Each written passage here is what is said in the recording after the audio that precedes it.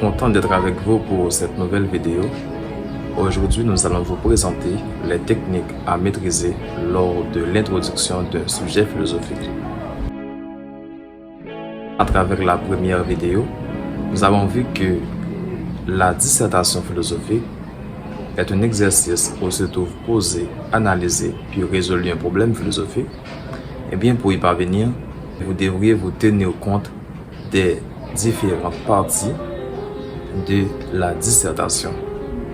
Eh bien, ayant pour mission de vous aider encore, de vous inviter à examiner un problème, la dissertation philosophique est composée de 3 parties.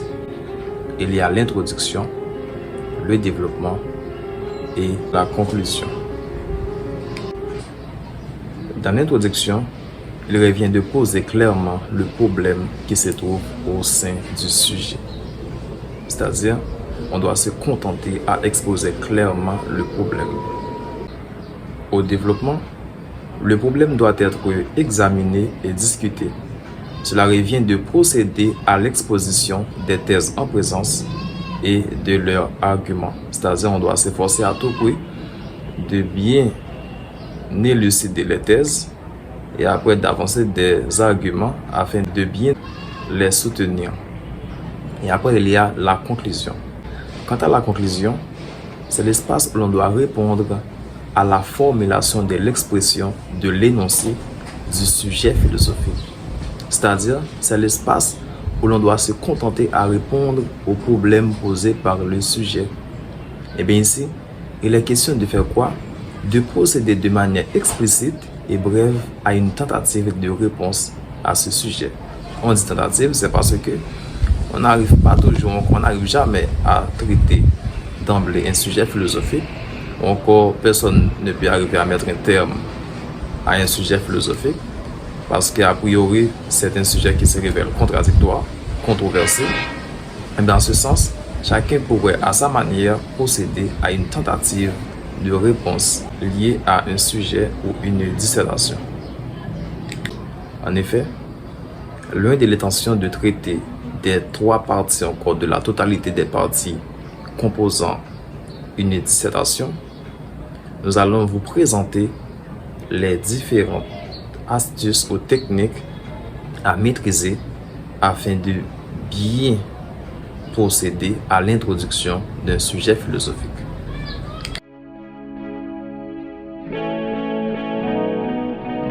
Vu comme la première partie de la rédaction d'un sujet philosophique, l'introduction d'une dissertation philosophique suppose le respect de 3 étapes, à savoir la mise en situation ou la mise en contexte du sujet, c'est là où l'on doit l'amener.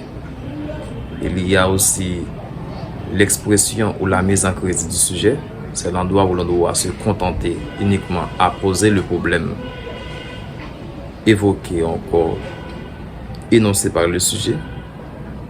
Et ensuite, il y a la présentation concise d'un plan. C'est là où l'on doit énoncer ou encore présenter ce qu'on aura à faire à travers ce sujet. C'est-à-dire, la rédaction d'une bonne introduction suppose d'amener, de poser et de présenter le sujet, encore d'annoncer le sujet.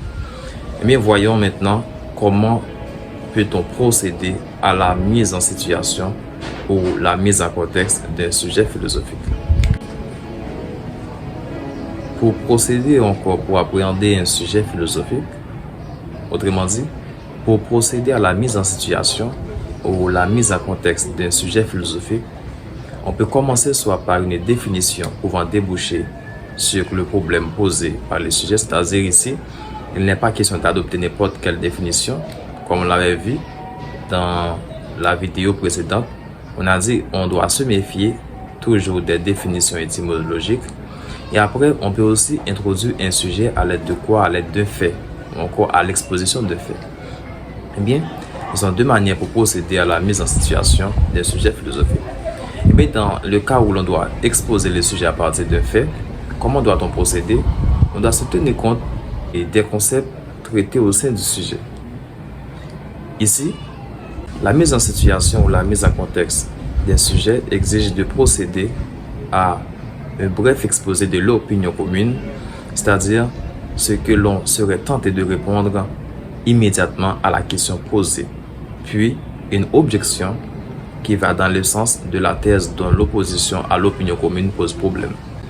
Maintenant, pour essayer de procéder à un exposé bref du sujet, on peut adopter deux grandes formules au sein de la mise en situation, encore de la mise en contexte.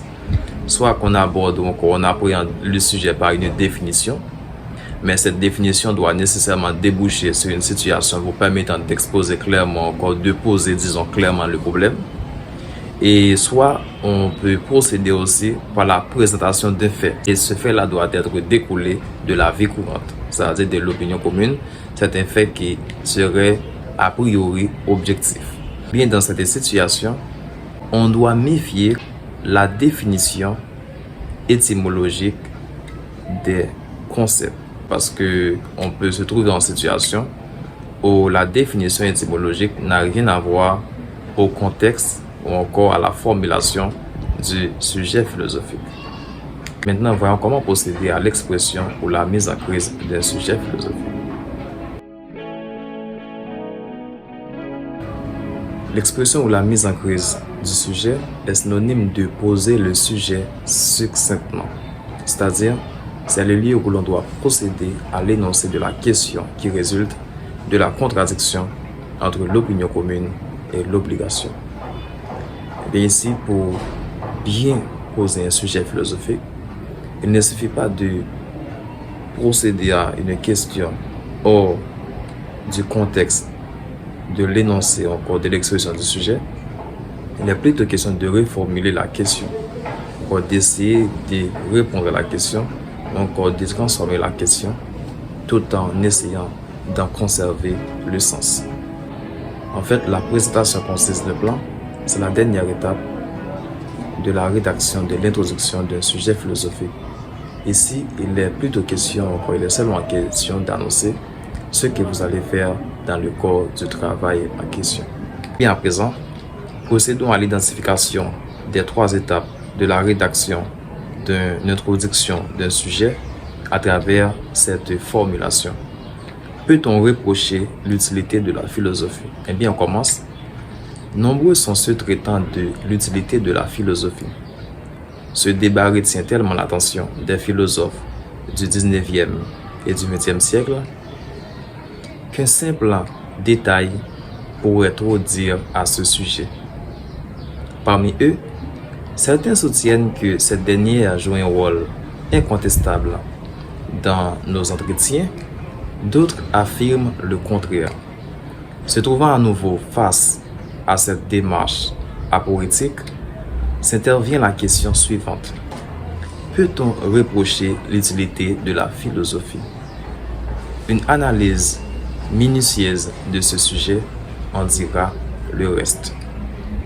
Eh bien, à travers cet énoncé, encore cette formulation, on va vous aider à détecter c'est quoi la mise en situation, à identifier l'expression ou la mise en crise du sujet, encore là où l'on se contente de poser le sujet.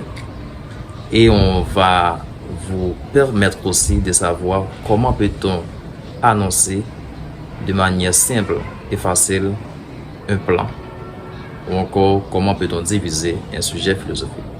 Mais commençons à l'identification de ces trois parties au sein de ce premier exemple. Eh bien, dans la mise en situation, on commence pour dire nombreux sont ceux traitant de l'utilité de la philosophie.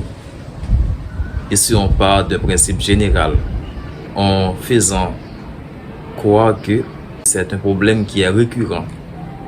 En disant nombreux sont ceux traitant de l'utilité de la philosophie, ce débat retient tellement l'attention des philosophes du 19e et 20e siècle. Ici, 19 et 20e siècle mentionnés marquent la révolution industrielle et aussi l'essor des sciences modernes. Et bien à ce moment-là, nombreux sont les penseurs, les philosophes qui avaient la prétention que la science, suite à son évolution, peut supprimer la philosophie de manière catégorique. C'est une conception qui est en vigueur à l'époque. Et ensuite, on dit qu'un simple détail pourrait trop dire à ce sujet. Maintenant, j'avance pour expliquer. Parmi eux, certains soutiennent que cette dernière joue un rôle incontestable dans nos entretiens et d'autres affirment le contraire. Maintenant, je viens de démontrer comment se sont orientés les différents débats portés sur l'utilité de la philosophie. Il y a une catégorie qui dit que c'est importante, disons, et une autre catégorie qui ne cesse de prouver que c'est une activité désuète, absurde ou encore démodée. Eh bien, la partie commençant de nombreux censeux pour finir à affirmer le contraire, encore pour arriver à d'autres affirment le contraire, c'est la mise en situation du sujet. Mais dans la mise en situation, on procède à la mise en contexte, encore à la situation du sujet. Par exemple, il y a une façon d'amener le sujet afin de bien répondre aux problèmes. Si le sujet a été mal amené, eh bien, on sera en difficulté de procéder à une bonne mise en crise de ce dernier. Mais maintenant, essayons d'identifier là où l'on va présenter l'objection. En disant, se trouvant à nouveau face à cette démarche apoétique. Mais l'objection, c'est quoi? C'est démontrer comment que le sujet pose problème. C'est expliciter ce que vous venez de dire. Eh bien, puisque j'avais dit il y a deux blocs qui s'opposent, eh bien, je dis que se trouvant à nouveau en face de cette démarche apoétique, s'intervient la question suivante. Dès l'objection, je commence pour faire quoi? Pour poser le problème. Eh bien, j'avais dit il y a une question qui s'intervient, il y a une question qui s'impose. Mais cette question-là, c'est peut-on reprocher l'utilité de la philosophie? À remarquer, je n'ai fait que poser la formulation de l'énoncé, ou encore poser l'expression du sujet. Mais qu'est-ce qu'on peut voir à présent? Peut-on reprocher l'utilité de la philosophie? C'est là où je pose le problème. Et dans la première partie, il était question de mettre en situation le problème, où l'on a procédé à deux éléments, qui sont par exemple le fait de partir d'une opinion commune et après procéder à une objection. Et bien pour la troisième partie, disant une analyse minutieuse de ce sujet en dira le reste, ça c'est bel et bien ce qu'on pourrait traiter de l'annonce du plan ou encore la division du plan du travail. Maintenant voyons un autre exemple en rapport à la même formulation du sujet. Encore à nouveau, peut-on reprocher l'utilité de la philosophie? Cette fois-ci, on va appréhender le sujet d'une autre manière afin de vous permettre de mieux voir ce qu'est l'objection dans les sujets philosophiques. Les discussions portant sur l'utilité de la philosophie ont toujours été l'objet de nombreuses controverses. Certains avancent que l'activité philosophique est désuète et vaine d'importance. D'autres défendent le contraire. Ce qui nous laisse entrevoir la difficulté d'apporter une réponse objective quant à l'utilité de cette discipline. De ces faits, y a-t-il réellement lieu de contester l'utilité de la philosophie? Autrement dit, l'utilité de la philosophie est-elle vraiment contestable? Eh bien, dans les lignes suivantes, nous saurons quoi faire ou quoi dire à ce sujet. Mais qu'est-ce qu'on peut voir ici? C'est aussi une façon d'introduire le sujet. Dans le premier sujet, je me contentais seulement à poser le problème comme tel. Et dans l'autre, je décide de reformuler le sujet. On va dire, on procède à la reformulation du sujet. Mais maintenant, essayons de regarder comment que l'on peut identifier l'ensemble de ces trois parties composant l'introduction d'un sujet philosophique. Et bien, la mise en situation commence de les discussions portant sur l'utilité de la philosophie pour terminer et à partir de le contraire. Et bien ici, dans l'introduction, on voit que pour la mise en situation, on fait semblant de partir d'une opinion commune en démontrant que c'est un sujet qui a soulevé pas mal de débats, ou encore partout où l'on est, c'est quelque chose qui ne cesse d'envoûter l'esprit et on avance comme tel. Et arrivant à un moment donné, on essaie de situer deux clans qui s'entrechoquent à propos du sujet. Ça, c'est la mise en situation. Maintenant, quant à l'objection, on va expliciter ce qui découle de cette situation conflictuelle. C'est là où je commence pour dire ce qui nous laisse entrevoir la difficulté d'apporter une réponse objective quant à l'utilité en ce qui a trait à l'utilité de cette discipline. Ça, c'est pour parler de la philosophie. Mais ici, l'objection se termine. Maintenant, on va identifier là où l'on commence par poser le plan en disant, de ces faits, y a-t-il réellement lieu de contester l'utilité de la philosophie? Autrement dit, l'utilité de la philosophie est-elle vraiment contestable? Ça, c'est là où l'on commence par poser le problème. Enfin, le plan a été annoncé au moment où l'on a mentionné dans les lignes suivantes, on saura quoi dire ou quoi faire à ce sujet.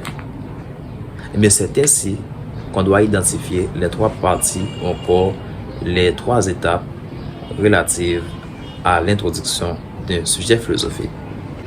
Dans la prochaine vidéo, on vous apportera comment développer un sujet philosophique. Et à la prochaine. Merci, ça a été un plaisir.